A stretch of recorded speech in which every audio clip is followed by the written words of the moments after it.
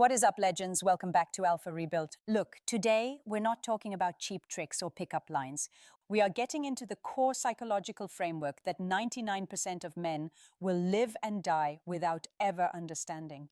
If you want to stay in the dark, click off now.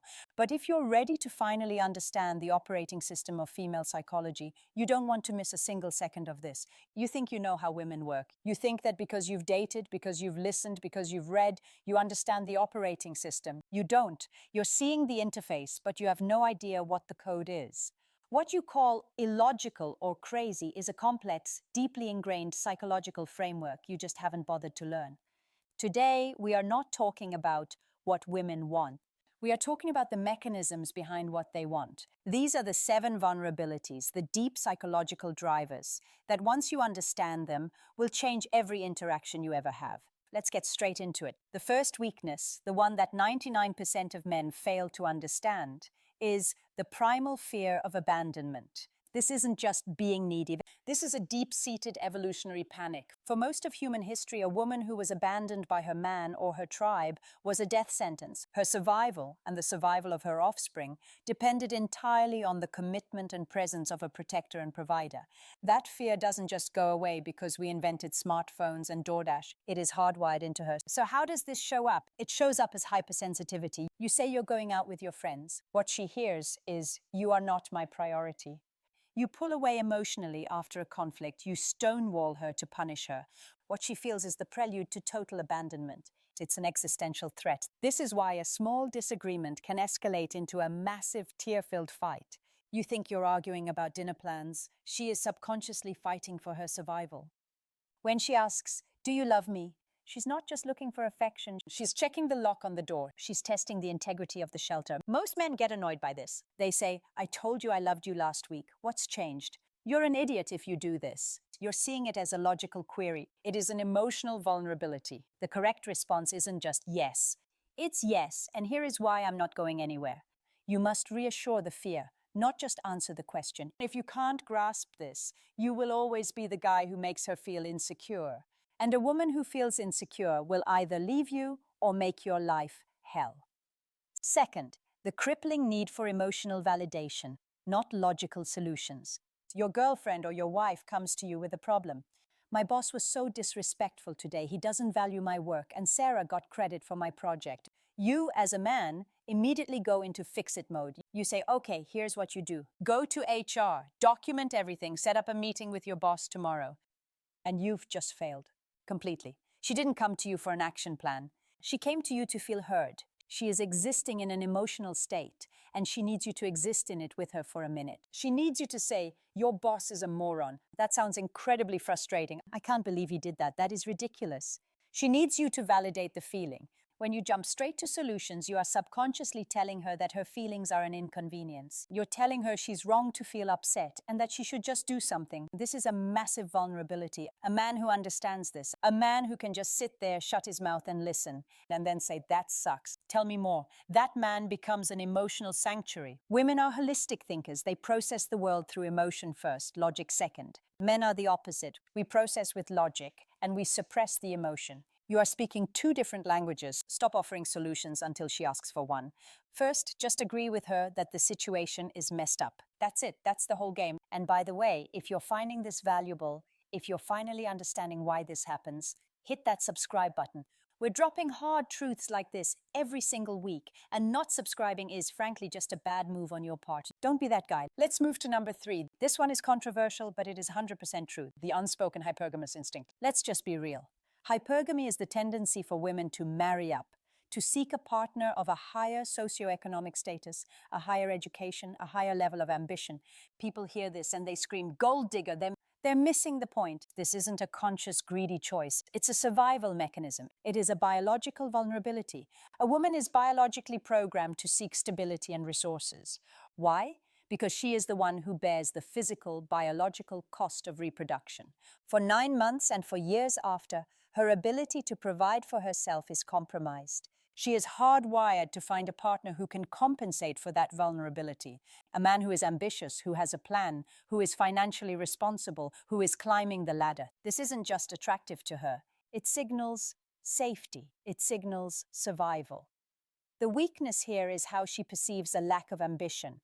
A man who is coasting, a man who has no plan, a man who is lazy or financially reckless. This doesn't just make him a bad boyfriend.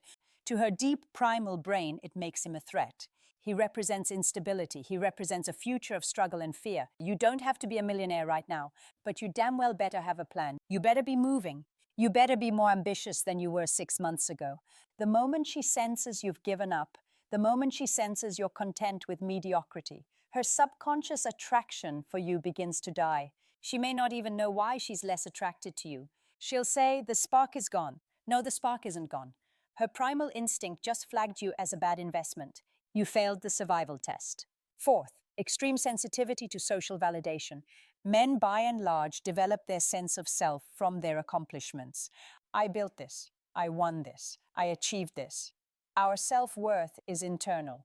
Women far more often develop their sense of self from their community and social standing. Their self-worth is often external. What do my friends think? What will people say? How does this look?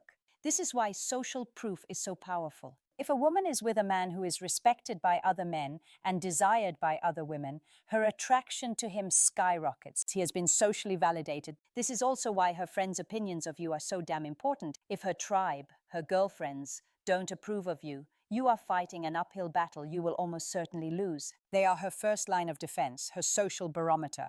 This vulnerability is a double-edged sword. It's why public embarrassment is one of her deepest fears. If you disrespect her in front of her friends, if you make her look stupid, you haven't just hurt her feelings. You have damaged her social standing, which in her mind is tied directly to her value as a person. You have to understand that you aren't just dating her. You are dating her and her entire social network. You must win them over, or at least neutralize them. And you must never make her choose between you and her friends. Even if you win, you've forced her to cut herself off from her validation network, and she will resent you for it forever. Your job is to make her look good. Your job is to be the man that her friends are jealous of. If you can do that, she will be yours forever. Let's talk about number 5. This one is subtle, but it's the foundation for everything. The need to feel chosen and irreplaceable. In the modern world, a high-value woman has options. She's on dating apps, she's getting DMs, she's approached at the bar. She is constantly being reminded that she's a commodity. But what her psychology craves isn't just to be wanted, it's to be chosen. There is a massive difference. Wanting is general. Choosing is specific. Wanting is, I'd sleep with you. Choosing is, I would turn down 100 other women just to be with you. This is a deep, deep vulnerability. A woman must feel that she's not just an option for you, but that she is the option. She needs to know that your commitment to her is exclusive and absolute. This is why she gets so upset when you like other women's photos on Instagram. You think it's logical. It's just a picture. It means nothing. To her, it is a public declaration that you are still browsing the menu. You are communicating that she is not the one, that she is the one for now. You are signaling that she is replaceable. This triggers the abandonment fear we talked about, and it shatters her sense of being chosen. This is also why female-led relationships almost always fail. A woman does not want to be the one who pursued you, who convinced you to be with her. That makes her feel masculine. It makes her feel like she's settled. She needs to know that you, the masculine energy, made a conscious, deliberate, and final choice to be with her and only her. If she ever doubts that, if she ever feels like you're with her just because it's convenient, the foundation of the relationship is cracked. Sixth, the vulnerability of vulnerability itself. This sounds like a riddle, but it's not. Women are told to be open, to be vulnerable. But in practice, true vulnerability is the single most terrifying act for her. She has been taught her entire life that her emotions are too much. She's been called crazy or hysterical by ex-boyfriends. She's been told to calm down. So when she truly opens up to you, when she shares a deep-seated fear, a past trauma, or a profound insecurity, she is handing you a loaded weapon. This is the ultimate test. She is watching you. She is waiting to see what you do with it. And most men fail. They either get uncomfortable and change the subject, or they get defensive. Or worse, they store that information away and use it against her in a future fight. Oh, no wonder you're so insecure your dad left you. If you do this, you have just destroyed her. You have proven that her worst fear is true, that her vulnerability will be used as a weapon. You will never get that part of her back. The weakness here is that she needs to be vulnerable to connect, but she is terrified of the consequences. The man who masters this is the man who can create a space that is an absolute unconditional vault. When she opens up, you don't judge, you don't fix, you just listen, you absorb it, you say, "Thank you for trusting me with that." You make her feel safe. By rewarding her vulnerability with safety, you create a bond so deep she can't get it anywhere else. You become the only man she can be her entire self with. And before we get to the final, most important point, if you've watched this far, you're clearly serious about improving. You're not like the other guys. Do me a favor and hit the like button. It tells the algorithm that this is real information, not fluff. And drop a comment below with which one of these points hit you the hardest. I'm reading all of them.